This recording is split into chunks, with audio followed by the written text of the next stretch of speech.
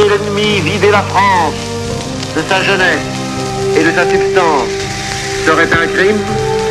D'autre part, lui donner l'occasion de profiter d'une supériorité provisoire qu'il a perdue sur tous les fronts, sauf sur le front des martyrs, pour décapiter la résistance et massacrer l'élite combattante du pays, serait une faute héroïque.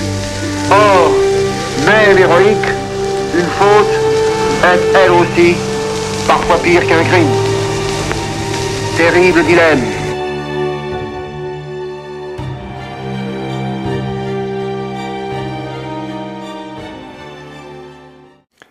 Il y a 80 ans, le 1er septembre 1944, partait pour l'Allemagne le dernier train de déportés de la prison de Loos-les-Lilles. Ils partirent 870, ils revinrent 310. Les travaux d'Yves Le Maner et la parution en juin dernier de l'ouvrage « Histoire et mémoire des déportés du train de Loos » nous permettent de connaître le destin de ces hommes, originaires pour la plupart du nord de la France. La consultation de ces biographies fait découvrir 3 hommes ayant un lien avec Caudry.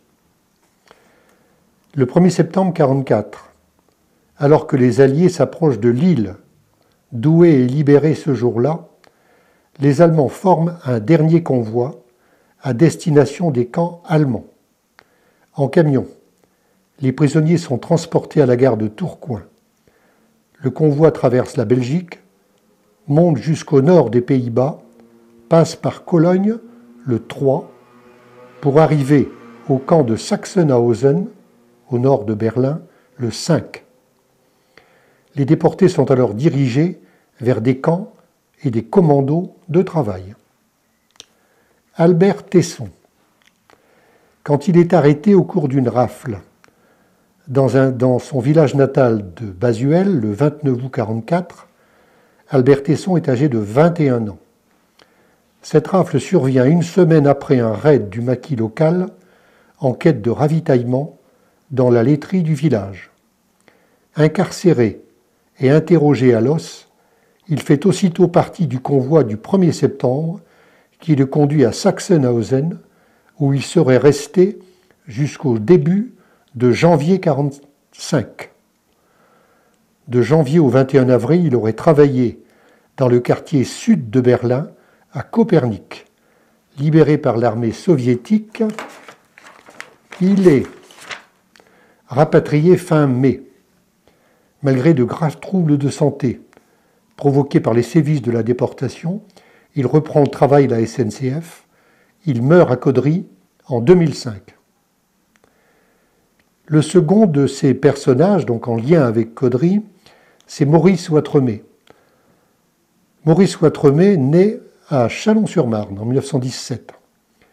À la déclaration de guerre, il exerce à Caudry le métier de mécanicien constructeur. Le 4 mars 1944, il est arrêté à Cambrai et transféré à Loos le 15. Le tribunal de la Luftwaffe de Lille le condamne à 18 mois de travaux forcés pour vol de fils téléphoniques. Le train de Loos le débarque à Sachsenhausen le 3 septembre, 2 jours plus tard. Il est affecté dans un commando de travail à Korendorf, près de Stuttgart. Korendorf est une des nombreuses mines de sel GEM transformées en usine souterraine à l'abri des bombardements alliés. À 180 mètres sous terre, on fabrique les pièces de moteurs d'avion Heinkel et du matériel pour Siemens. Fin mars 1945, à l'approche des armées américaines, le camp est évacué. Commence alors pour les déportés affaiblis par les conditions de vie la marche de la mort vers le camp de Dachau, distant d'une centaine de kilomètres. Maurice Ouatremet serait mort de dysenterie dans une grange près de Ulm.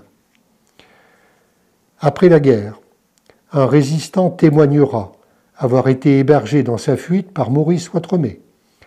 Nathalise Dumay, un des fondateurs du réseau de la Voie du Nord, affirmera que le vol des bobines de fil a été commis pour la résistance. Le dernier, Étienne Arlet. Étienne Arlet est natif de Quay, dans la Somme, en 1905. Habite Caudry au moment de la guerre. Agent des PTT, il entre en résistance dans le mouvement de l'OCM, l'organisation civile et militaire, et en août 1944, au réseau Libé Nord, le 13 août. Il est arrêté sur dénonciation. Il est arrêté sur son lit à l'hôpital Paturle. Transféré à la prison de Los, il est accusé de sabotage de lignes téléphoniques et de détention d'armes. Par le train de Los, il est déporté à Sachsenhausen, puis à Neuengamme, près de Hambourg. Il meurt de typhus le 20 avril, 8 jours avant la libération du camp par les Britanniques. La particularité donc d'Étienne Harlet, c'est que lui, donc son nom figure sur le cénotaphe du nouveau cimetière. Maurice Ouatremet n'y est pas. Les Caudrésiens ont pu connaître sa veuve, Madame Ouatremet. Il avait 2 garçons quand il est mort, donc il avait 2 garçons. Et ils ont pu connaître sa veuve qui est décédée il n'y a pas très longtemps, à l'âge de 103 ans. Voilà donc ces 3 Caudrésiens qui ont un lien avec le train de Los. Le 4e, c'est par mon intermédiaire, puisque c'est mon père. Mon père était interné à Los le 1er septembre.